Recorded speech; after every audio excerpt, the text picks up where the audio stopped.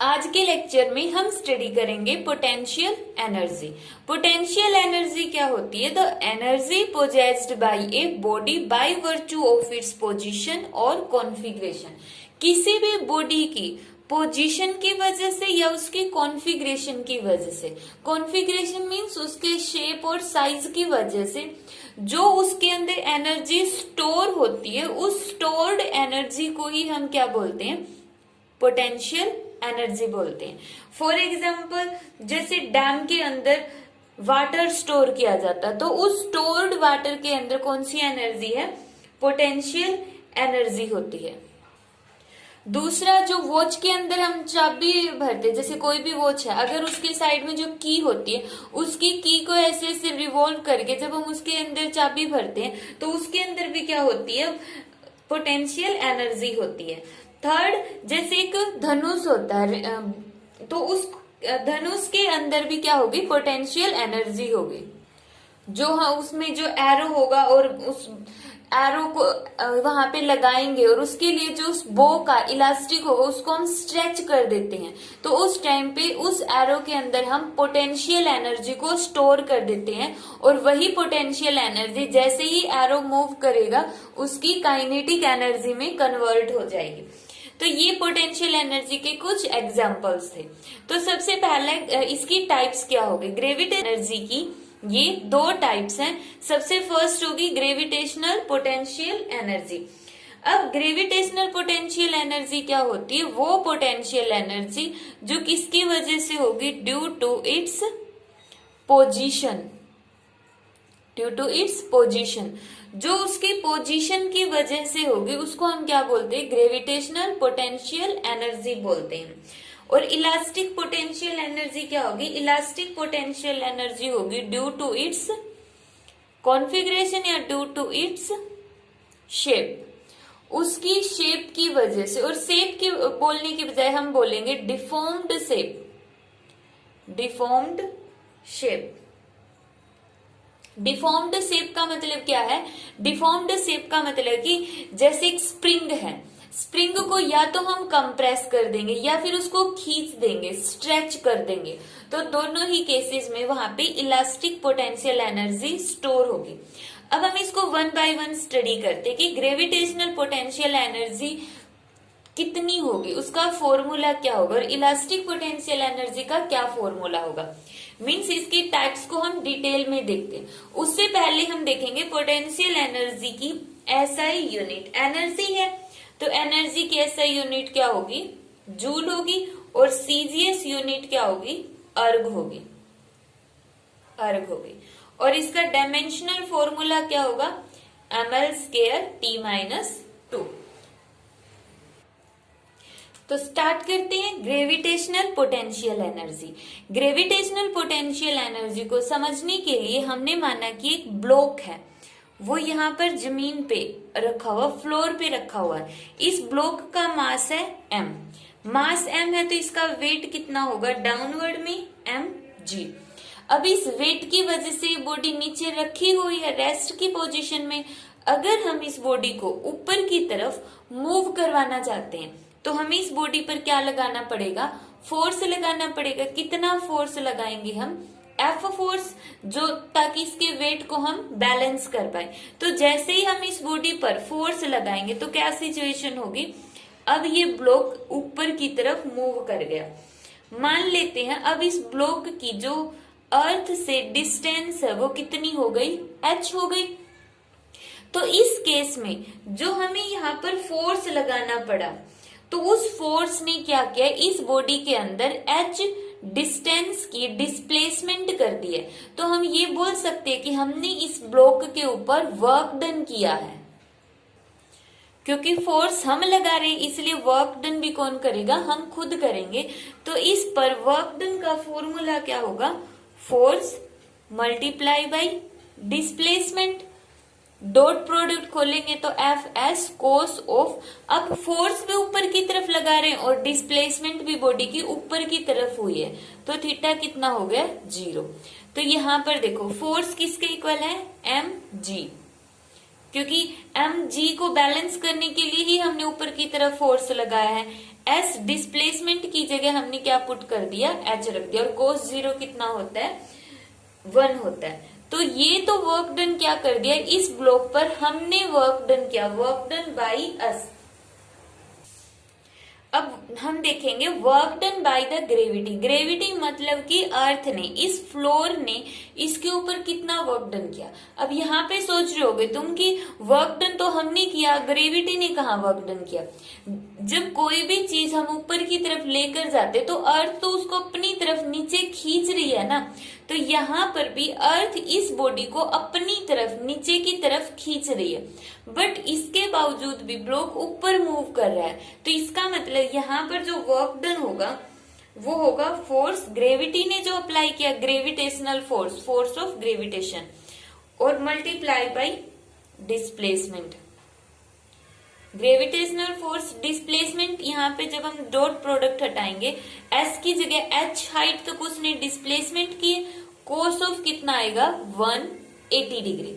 180 degree क्यों, क्योंकि यहाँ पर देखो फोर्स तो लग रहा है नीचे की तरफ, जो ग्रेविटी है इसको अपनी तरफ खींच रही है, लेकिन बॉडी कहाँ पर मूव कर रही है, ऊपर की तरफ मूव कर रही है। तो यहाँ पे एंगल कितना आ गया, 180 डिग्री। फोर्स का फॉर्मूला वही mgh और cos 180 डिग्री माइनस। तो यहाँ पर जो अर्थ ने, ग्रेविटी ने इस ब्लॉक पर वर्क डन किया वो कितना है, -mgh। अब जैसे ही हमने ऊपर वाला फोर्स, जैसे h हाइट तक हम इस ब्लॉक को लेकर गए और फिर हमने ये जो फोर्स हम लगा रहे थे हमने हटा दिया, अब हम इस बॉडी को यहाँ से पकड़े हुए थे इसको छोड़ दिया, तो अब ये ब्लॉक नीचे गिरेगा। क्यों गिरेगा, क्योंकि इस ब्लॉक के अंदर इतनी पोटेंशियल एनर्जी स्टोर है, mgh। अब ये जो mgh वर्क डन हमने इसके ऊपर किया था, ये वर्क डन इसकी पोटेंशियल एनर्जी की टर्म में स्टोर हो गया। यहाँ पे लिख लेना, this work done is stored in term of its potential energy, means you simple you, potential energy को हम रिप्रेजेंट करेंगे यू से। तो पोटेंशियल एनर्जी का फॉर्मूला क्या होगा, mgh। इतनी पोटेंशियल एनर्जी इसके अंदर स्टोर है। ग्रेविटेशनल पोटेंशियल एनर्जी मतलब कि ग्रेविटी ने जो फोर्स लगाया उसकी वजह से जो एनर्जी इसमें स्टोर हुई वो हो गई यहाँ से ug, g for gravity. Gravity की वजह से इसमें पोटेंशियल एनर्जी आई है mgh। नेगेटिव क्या रिप्रेजेंट करता है कि अपोजिट डायरेक्शन में है, कि फोर्स तो नीचे की तरफ लग रहा है, अर्थ तो उसको खींच रही है, लेकिन फिर भी बॉडी ऊपर क्यों चलेगी, क्योंकि हम उसको ऊपर की तरफ खींच रहे हैं। तो यहाँ पे ये फॉर्मूला किसका हो जाएगा, यहाँ पे ग्रेविटेशनल पोटेंशियल एनर्जी का फॉर्मूला आ गया। नेक्स्ट है इलास्टिक पोटेंशियल एनर्जी। अब ये जो इलास्टिक पोटेंशियल एनर्जी, इसके लिए हमने ये स्प्रिंग कंसीडर कर लिया। मान लिया ये हमारे पास एक स्प्रिंग है और इस स्प्रिंग के साथ हमने एक मास लगा दिया, एक ब्लॉक अटैच कर दिया है जिसकी वैल्यू, मास कितना होगा उस ब्लॉक का, m होगा। मान लीजिए ये इस ब्लॉक की जो नॉर्मल पोजीशन है, नॉर्मल पोजीशन का मतलब अब तक अब इस स्प्रिंग के अंदर कोई भी स्ट्रेच नहीं किया हुआ, ये स्प्रिंग हॉरिजेंटल में रखा हुआ, हॉरिजेंटल, जैसे कि हम इस बोर्ड के ऊपर यहाँ पे मार्कर के साथ एक स्प्रिंग को अटैच करके यहाँ पर एक ब्लॉक रख दे, तो मतलब हॉरिजेंटली रखा हुआ ब्लॉक अब नॉर्मल पोजीशन में है, तो नॉर्मल पोजीशन में है तो यहाँ पर होगा बिल्कुल रेस्ट में। अब क्या कर दे, इस ब्लॉक को पकड़ कर खींच दो, ब्लॉक को यहाँ से हमने पकड़ा और उसको स्ट्रेच कर दिया, पीछे की तरफ पुल कर रहे हैं ब्लॉक को। जैसे ही पीछे की तरफ पुल करेंगे तो ये जो स्प्रिंग है वो स्ट्रेच हो जाएगा, स्प्रिंग की जो शेप है वो क्या हो गई, डिस्टोर्ट हो गई, डिफॉर्म हो गई है। कितनी डिस्टेंस से, मान लिया कि वो x डिस्टेंस से जो स्प्रिंग है वो एक्सपेंड हो गया है। या फिर इसका दूसरा केस ले लो कि इसके अंदर हमने स्प्रिंग को फोल्ड कर दिया, मतलब स्प्रिंग को प्रेस कर दिया, हम यहाँ पर प्रेशर अप्लाई कर रहे हैं और स्प्रिंग को हमने प्रेस करके इतना कर दिया। या फिर हमने मान लिया कि x डिस्टेंस से हमने स्प्रिंग को क्या कर दिया, कंप्रेस कर दिया, और कंप्रेस करने से उसकी शेप फिर से नॉर्मल से कितना चेंज हो गई, x चेंज हो गई।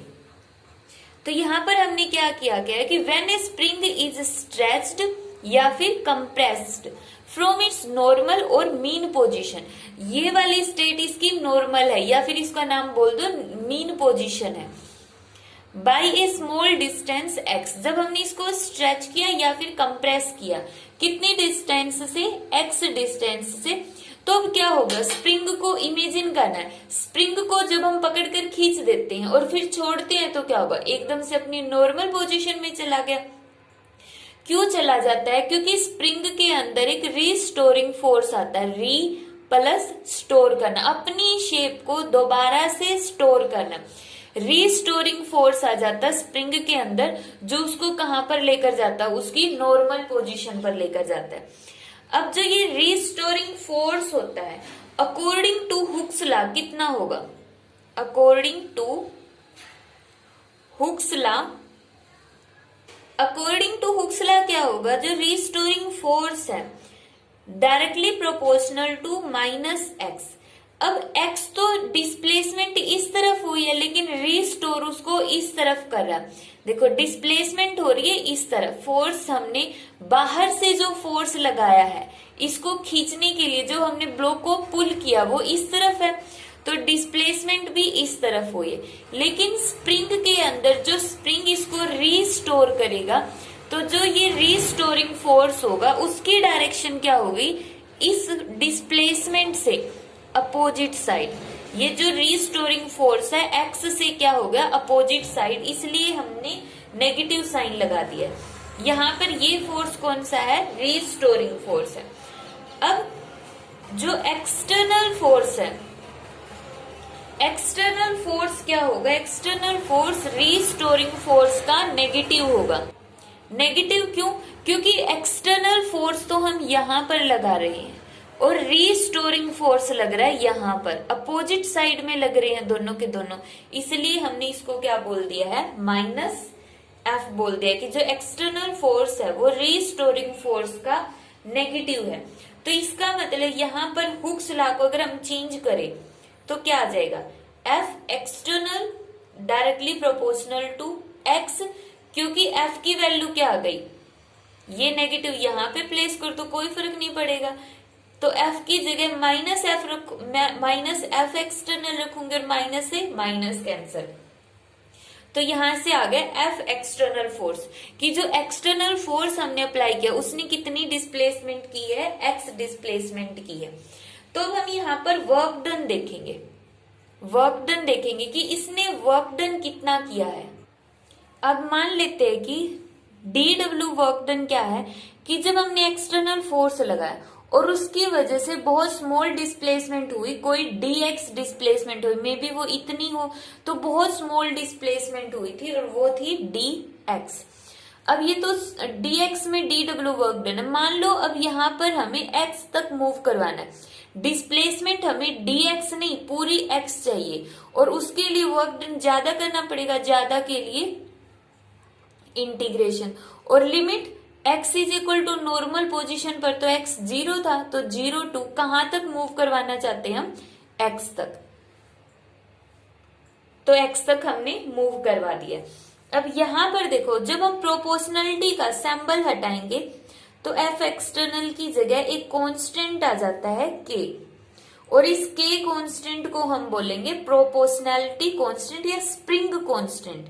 k क्या होगा यहाँ पर, स्प्रिंग कांस्टेंट। स्प्रिंग कांस्टेंट का मतलब जो ये मटेरियल जो स्प्रिंग बना हुआ है वो किसी न किसी पर्टिकुलर मटेरियल का बना होगा और उस वही मटेरियल की प्रॉपर्टी क्या होगी कि वापिस इसको स्टेबल पोजीशन में लेकर जाएगा, वापिस इसको ओरिजिनल पोजीशन में लेकर जाएगा। तो इसी को हम क्या बोलते हैं, स्प्रिंग कांस्टेंट। ये मटेरियल पर डिपेंड करता है, मतलब नेचर पर डिपेंड करता है, नेचर ऑफ मटेरियल पर।